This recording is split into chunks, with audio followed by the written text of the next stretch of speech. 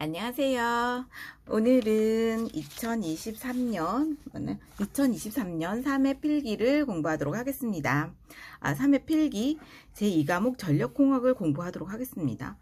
전력공학 과목은 아직도 뭐를 물어보는지 잘 모르겠어요. 그냥 하여튼 시작하겠습니다.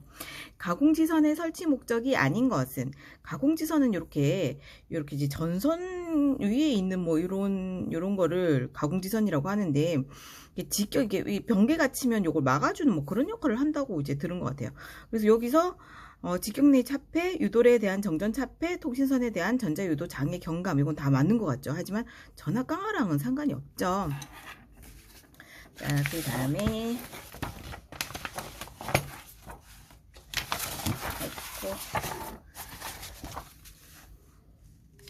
일대의 주상 변압기의 역률 디짐이 코사인 시타 1, 유효 전력이 P1, 부하 역률 디짐이 코사인 시타 2, 유효 전력 P2의 부하가 병렬로 접속되어 있을 때 주상 변압기 2차 측에서 본 부하의 종합 역률은 어떻게 되는가?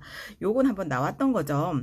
루트 P1 플러스 P2의 제곱 플러스 P1 탄젠트 시타, P2 탄젠트 시타 2의 제곱 분의 P1, P2예요. 그러니까 역률을 물었을 때, 종합 역률을 물었을 때는 요게 됩니다. 그리고 요게 탄젠트예요. 탄젠트. 종합 역률을 물었을 때 요게 탄젠트 요거입니다. 그 다음에 이거는 뭐죠? 자, 그 다음에 전선의 표피 효과에 관한 설명으로 옳은 것은, 이것은 딱 봐도 이 표피 효과는 뭐든지 커야지 하여튼 비례한다고 하더라고요. 그러니까 뭐든지 커야지 그렇게 비례한다고 하더라고요. 그러니까 전선이 굵을수록 주파수가 높을수록 커진다. 자, 그 다음에 이게 지금 표시가 이게 뭘까? 자, 그 다음에 각 수용가의 수용 설비 용량 50, 100, 80, 60, 150이며 각각의 수용률 0.6, 0.6, 0.5, 0. 요게 각각이 이렇게 된다고 하니까 왠지 두 개는 곱해줘야 될 것 같죠. 그래서 이걸 다 이게 각각 이렇게 곱해주세요. 그러니까 차례대로 50 곱하기 0.6, 100 곱하기 0.6, 80 곱하기 0.5, 60 곱하기 0.5, 150 곱하기 0.4 이렇게 순서대로 이제 곱해주고 나머지로는 나눠주는 거예요. 부등률하고 부등률이 1.3일 때 역률이 여기 있죠. 역률을 이제 곱해서 이렇게 나누어 주는 겁니다. 그래서 변압기 용량은 설비 용량 곱하기 수용률, 설비 용량 곱하기 수용률을 부등률과 부등률 곱하기 역률로 나누어 주는 겁니다. 그래서 이걸 곱해서 위에 올리고 이렇게 올리고 그 다음에 1.3 곱하기 0.8을 해서 나누어 주고 그렇게 하면은 212가 나옵니다. 그 다음에 수력발전소에서 흡출관을 사용하는 목적은 유효 낙차를 늘린다.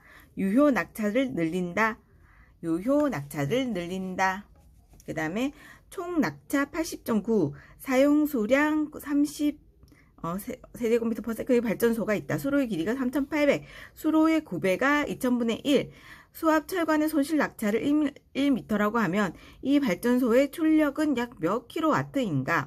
자, 근데 발전기 출력 PG는 9.8 QH 에타네요. 그죠?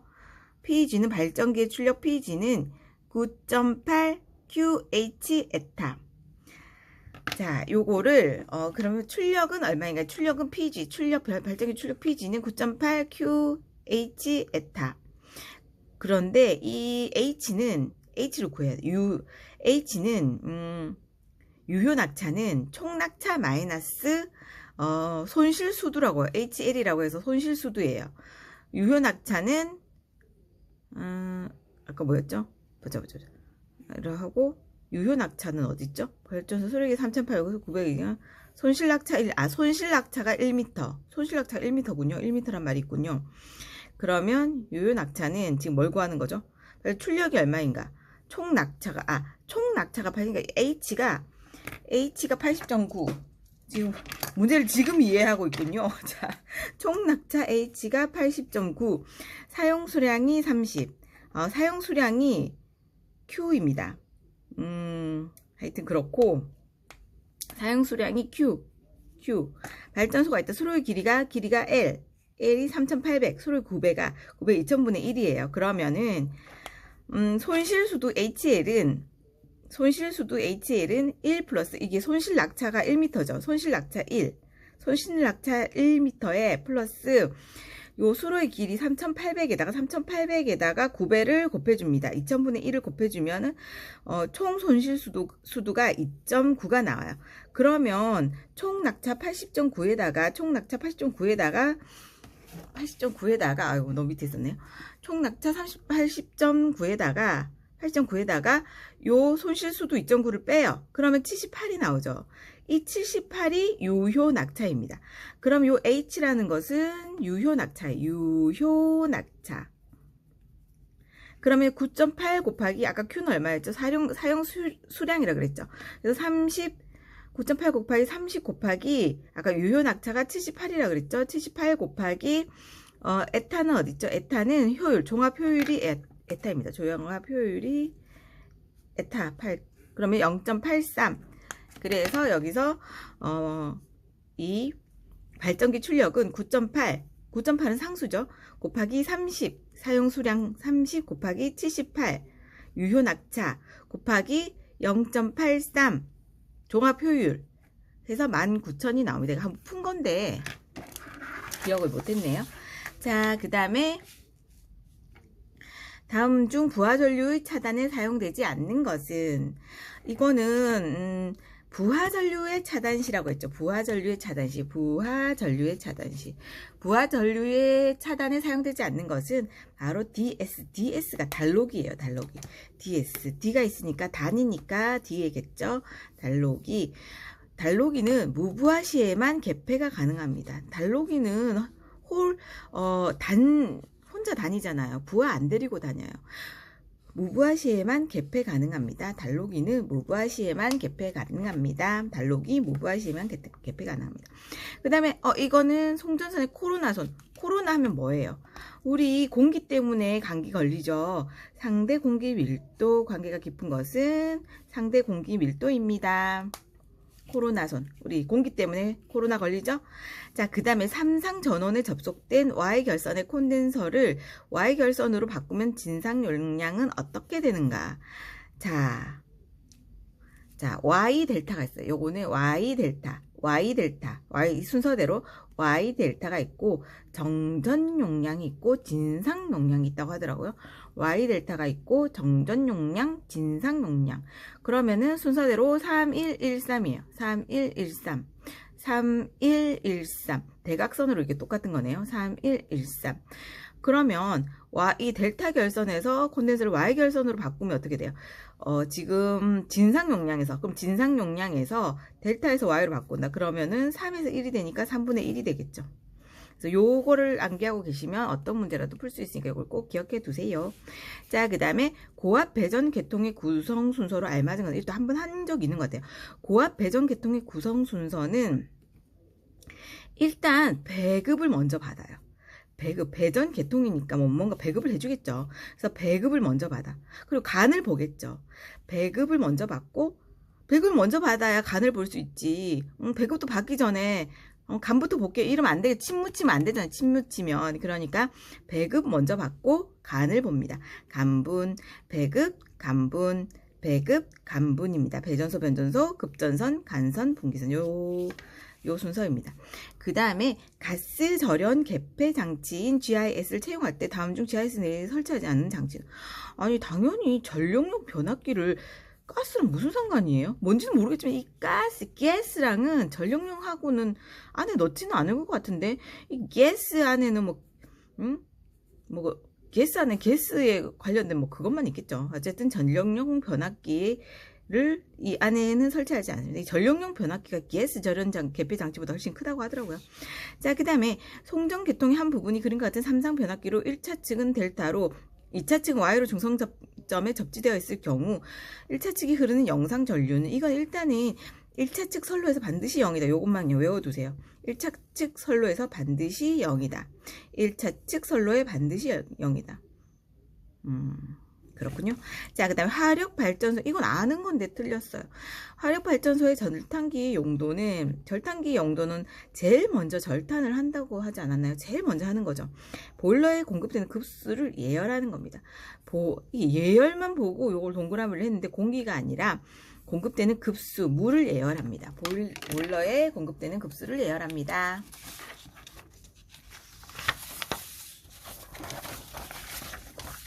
그 다음에 34번 장거리 송전솔로의 4단자 정수 ABCD의 성질 중 성립되는 조건은, 이거는 뭐 여러 가지가 있는데 그냥 장거리라고 하면은 ABCD를 이렇게 순서대로 쓰면은 A와 D가 제일 장거리잖아요. A, D가 제일 장거리가 있네요. 이 제일 장거리에 있는 게 같아요.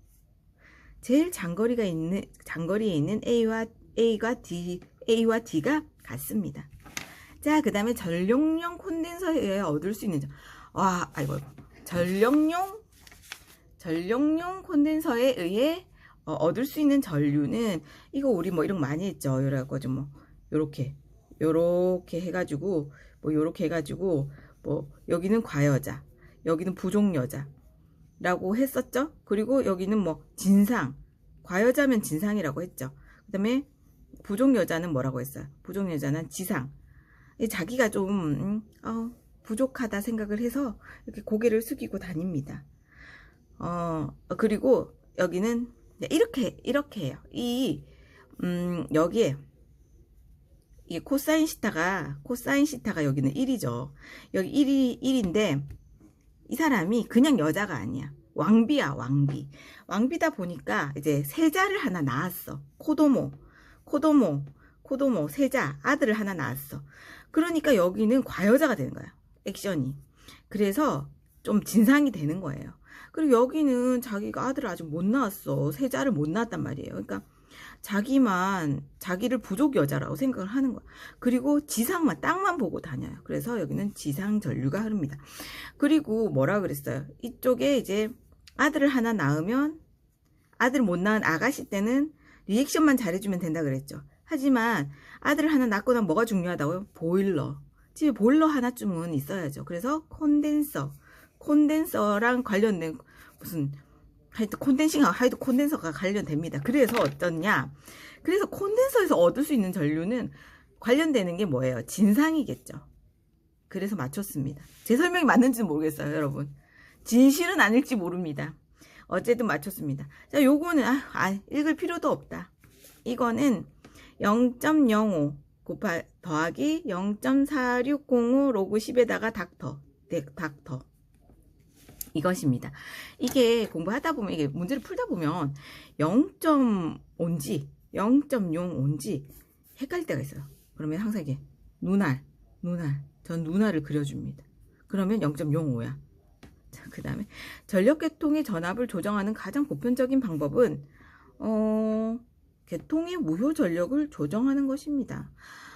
전력계통의 전압을 조정하는 가장 보편적인 방법이, 조정하려면은 어떻게 해야 되겠어요? 이거 무효야 이러고 나서 조정을 해야 되겠죠. 그거 유효해요 하면 조정이 되겠어요? 무효해요 하고 조정을 하는 거지. 그거 맞아요. 조정이 되겠냐고요. 자, 그 다음에 이거 뭐지? 이건 풀지 않았군요. 자, 선로의 길이가, 이거는 다음에 풀겠습니다. 선로의 길이, 일단은 문제를 읽고, 길이가 20km인 150에 삼성식 2회선, 이게 찍어서 맞추면 문제를 풀지 않네요. 자, 선로의 길이가 20km인 154 삼상 2선식 2회선 송전로의 1선당 대지 전적 용량은 0.0043이다. 여기 시설할 소 리액터 용량은, 이거는 1537입니다. 1537. 그 다음에 수조에 대한 설명 중 틀린 것은, 이것은 수로식 발전소는, 이거는 생각해도 이 수로식에 수로가 막 있어. 그러면은, 수조를 어디다가, 수로가 막 있는데, 수조를 어디다가 설치를 하겠어요? 끝에다 설치를 하겠죠. 이 앞에다 설치하면 막 수로가 막 이것도 있고 저것도 있고 막 이렇게 있을 건데, 여기 다 설치할 수는 없지 않을까요? 그래서 끝에다가 설치하겠죠. 이건 찍어서 맞췄습니다. 수로식 발전소의 수로의 끝부분과 수압관 아래부분에 설치한다. 자, 그 다음에 다음 중 송정 계통에서 안정도 증진과 관계없는 것은, 자, 여러분, 리액턴스는 작으면 안정도가 크다고 했죠. 또 제페로 방식의 채용, 이것도 맞다고 그러죠. 왜 우리 피노키오의 제페토 할아버지는 안정적이죠. 제페토 할아버지가 나오면 피노키오가 막 오만 개차반 짓을 다 해요. 이거 안 보였다. 자, 피노키오가 오만 개차반 짓을 막 다 할 때 너무 불안하지 않아요? 막 너무 불안한데 제페토 할아버지가 나와.